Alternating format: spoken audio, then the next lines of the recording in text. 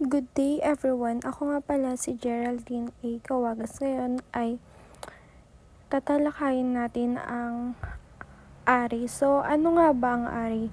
Ang array ay isang lalagyan o listahan na pwedeng paglagyan ng maraming data sa iisang pangalan. Parang may basket na may maraming slot at sa bawat slot pwede kang maglagay ng isang bagay. So, ang example natin ngayon ay ask the user to input 5 numbers and store them in an array and display the entered values. So, let's start. So, dito is maglalagay tayo ng int numbers.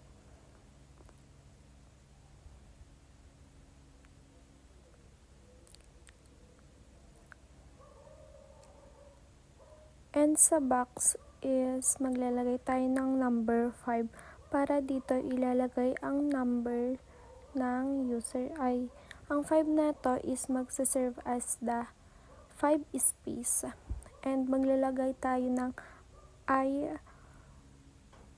parang pagbilang sa loop at maglalagay tayo ng cout na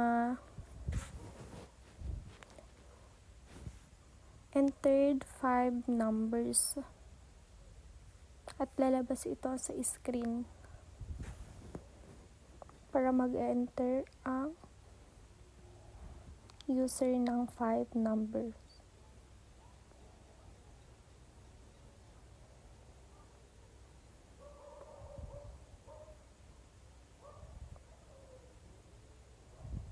So, maglalagay tayo dito ng do while loop. Ang do while loop ay uulit ito ng 5 beses at maglalagay ang user ng number. Ang ilalagay ng number sa array ay bilang ang I ay hanggang 5.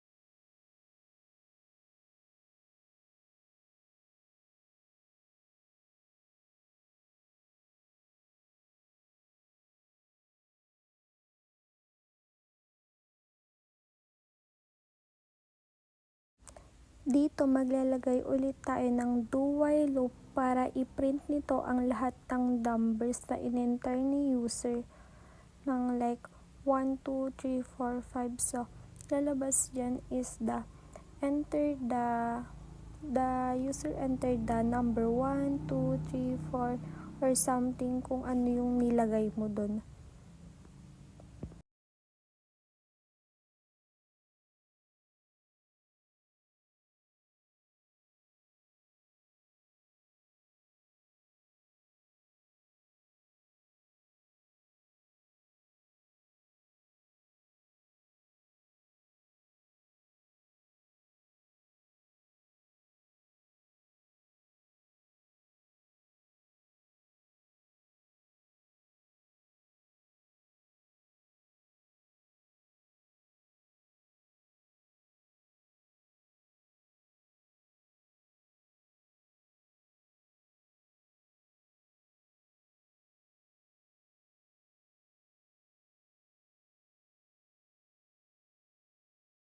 So, itry natin.